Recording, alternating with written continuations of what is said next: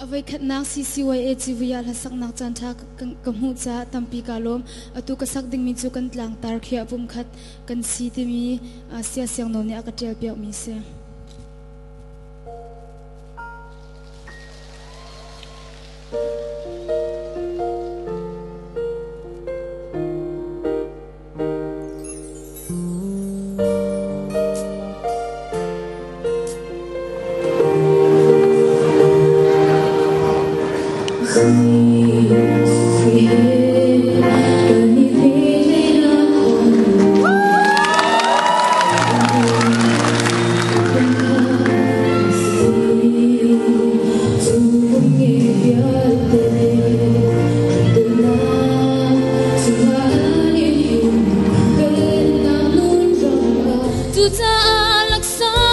dang kan hu mi chiao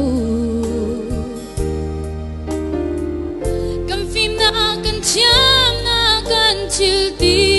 kho na vial te du na chil lu tak tak ngei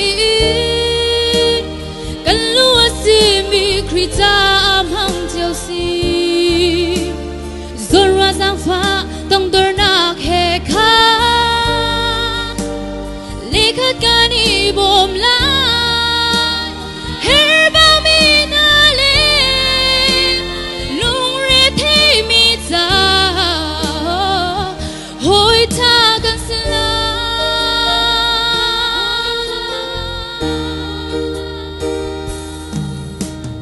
kri tuma chun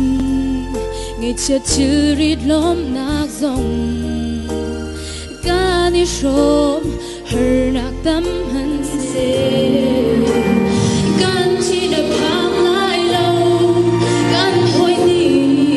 và nào kín mi gan ra te in gan in vi tu ta sáng đằng đằng cần cùng mi chiều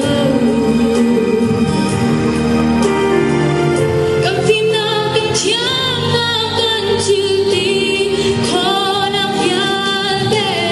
tu chil tak tak ngei kan lu si mi kri ta hang chiu si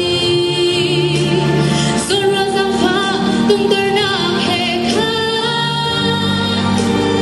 li ka kani bong la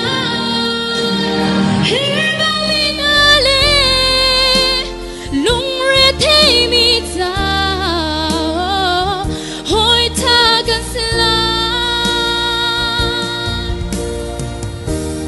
Kri bung chung min ha chu long khan in an na thang chan na ka tam chung lam nang zong ani shong thang che moi phau chim chia an mang lo ani hoi kom nang chu pa chia thang cha da si ha chang in ani thon ngân sẽ đôi